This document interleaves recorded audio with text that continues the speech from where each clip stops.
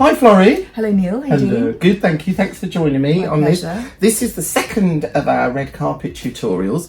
So before we get going, which the look on this one is handsome beauty, but let's quickly talk about how we approach the red carpet, just so that the viewers who are watching know what we have to get up to. Yes, well it's very different doing red carpet as opposed to working in a studio where everything's set up. You've got your lights, your table, chairs.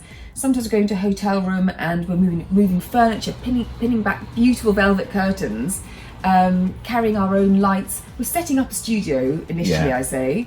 A real high octane energy. We have got a set time.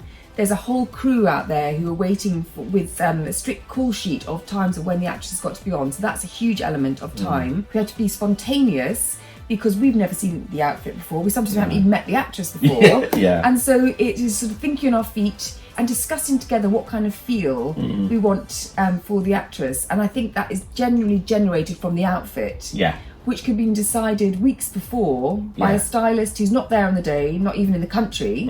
And yes, we all have to do our best in a very short space of time and make sure she's out the door in time. And in a small space too, right? It can be a small space, a very hot space sometimes. And sometimes I pretend to look for something in my suitcase and dab my forehead because I'm dripping with sweat. Oh, now I know what you'll do when you go and do that. I haven't lost anything, just trying not to lose my mind from the heat. There's also, we have to be aware of all the lights and things as well, don't we? Because sometimes we're in a hotel room, it could be slightly dim lighting, or, you know, if we're in a bathroom doing it, it can be very sort of glary, sort of slightly yellowy lighting. And so that's why you carry the lights, but also if somebody's wearing a white robe, it can reflect a different light on their face. So there's a lot of this thing where we take pictures on the phone, don't we, once the look is done, so that we can see different lights, so with flash, without flash, maybe nearer the window where there's more daylight, just because obviously once the actress leaves us and goes onto the red carpet, they're completely out of our hands and we never see them again until the next time. Absolutely. So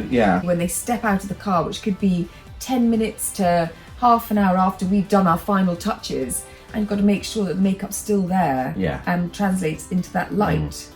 So the look we've created in this video is what we've called handsome beauty. So do you want to quickly explain what you have done? Yes, well, again, it was taking influence from the outfit, and it was a beautiful corset and then a shirt. Again, I just wanted to do something different. I think we both wanted to maybe pare it back, show different features of her, different skills of us. So real handsome beauty, every feature enhanced and drawn out, but in a sort of more neutral, natural, modern way. And with the hair, I've done like a kind of sort of updo quiff. So it's a little bit masculine, but it's kind of a bit of a sort of juxtaposition against the fact that she's so pretty and beautiful. But I think with the makeup it works really well. So let's go and have a look. Always start with cleansed and prepped skin, by which I mean plumped up with moisturiser. At work I generally choose an effective, non-reactive face cream like Augusta Spader. Creating a smooth base aids makeup application and helps it last longer. Whilst I prep the skin, I feel out the subject's bone structure under my fingers, which helps determine the look. An essential in my kit is Blistex Relief Cream, whilst not organic, is an instant fix for dry, flaky lips. I generally have at least 3 shades of concealer warming up on the back of my hand. I apply accordingly. The lightest shade on the inner corner of the eye, which is usually the darkest shadow and is often overlooked. I like to pinpoint areas and blend in with a stippling brush. As shown here, I'm using 3 shades of NARS Creamy Concealer.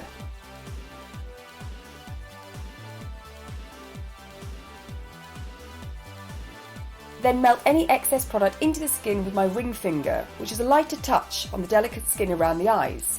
I love skin and don't want to mask its texture, so I apply foundation only where it's needed most, the T-zone around the nose, chin and forehead, then blend outwards, so the concentration of the product is where required, and lighter where the skin is in less need of coverage. I blend with a large stippling brush with circular movements moving outwards and upwards. I feel this lifts the skin, but is not proven. I then will go back over any areas which may need more coverage. Make sure you also cover the neck and décolletage so that there is no discrepancy in shades, and certainly no tide line around the chin. Your base should be a perfection with discretion and a light touch. Today I've chosen to use Dior Backstage Face and Body for the base, and also use it down the neck and décolletage. Define your brows to enhance the structure of your face. I'm using Hourglass's Arch Brow Sculpting Pencil, which is waxy, makes the hair stay in place and has a built-in mascara wand. Whilst I don't like graphic solid brows, I am starting with soft strokes along the roots on the inner underside of the brow, then smaller strokes imitating eyebrow hair. Tabitha has lovely natural brows, so I'm just filling them in slightly instead of changing the shape, brushing through regularly so the product blends into the natural brow. I like the hairs to be brushed up, neatening any stragglers along the top. I spend longer on the first brow creating the desired shape, and I'm quicker on the second brow.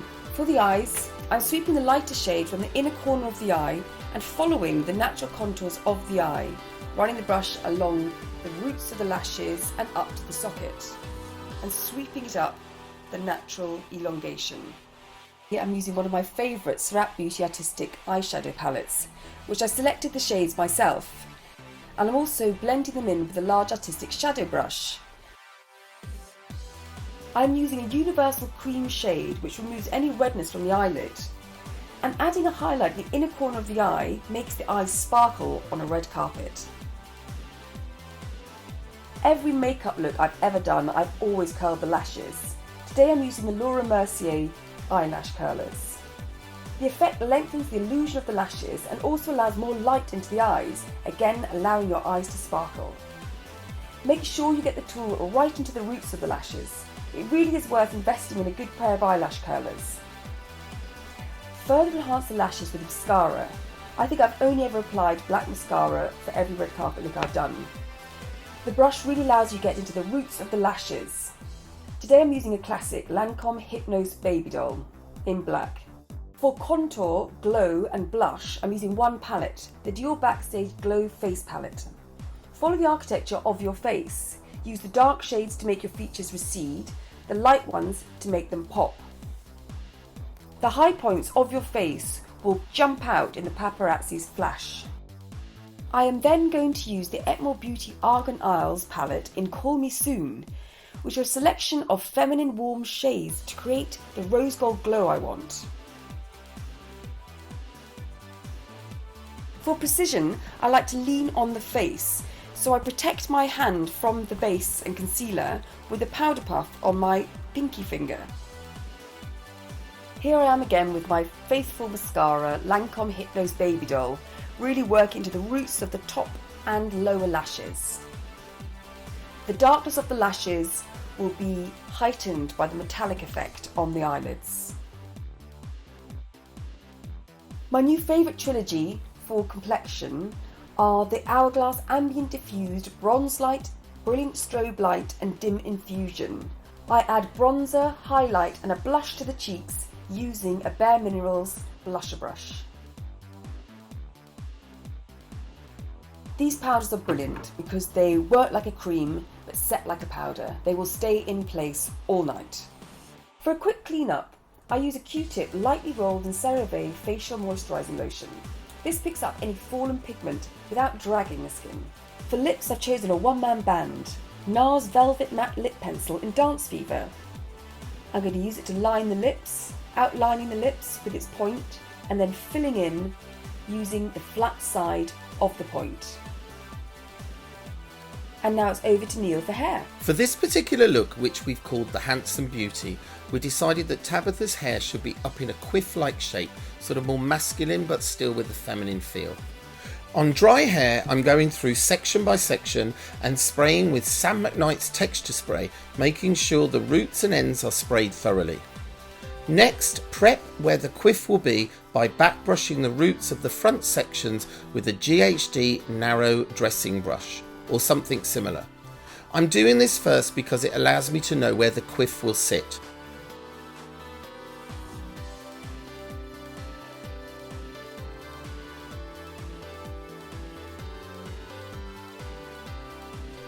I then clip this hair out of the way so I can prep the rest of the hair, and I will come back to this to finish off later. Part the back of the hair down the middle and again back brush the roots on the parting sections to give yourself a base to anchor the rest of the hair to. Do this from the nape of the neck up to just behind the quiff section. Now take a large flat bristle brush and spray the brush with hairspray. Take one side of the hair, brushing the outer surface to smooth it out, and then roll this section of hair into the back brushed roots area. Once rolled and you're happy with the placement, take some U-pins and place them in the hair to secure it.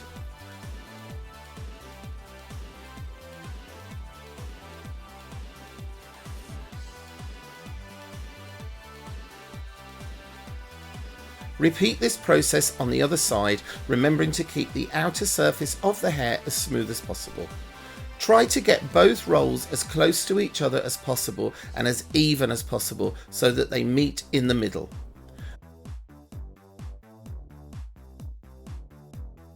Around the back section, use the flat bristle brush to smooth out any stray hairs and to blend the two sides together. Once you're happy with the two rolls, move around to the front of the hair to finish off the quiff shape. This hair is already back brushed from earlier, so now use a smaller flat bristle brush to sculpt the hair into position. If your hair is long like here, then pin the quiff to the hair behind, and you can either tuck in the ends within the two rolls, or you can leave the ends out and create a nice shape over where the rolls meet. I'm using a metal ended tail comb to just tweak any final bits of hair. I am touching up the lip, which may have moved while Tabitha was sitting getting her hair done, and Neil is securing the hair with Sound at Night hairspray, which smells delicious, by the way. Florrie and I are now both reassured that Tabitha's look will last right the way through the evening, and especially on the red carpet. And there you have our second red carpet look, which we've called the Handsome Beauty. Okay, well, there's the video, there's the look. Thanks for watching. Thank you, Florrie, for joining me. Thank you for having me. And we'll see you on another video soon. Thank you very much.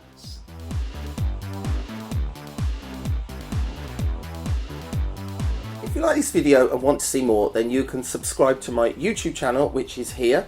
And you can also follow me on Instagram, Facebook, and Twitter.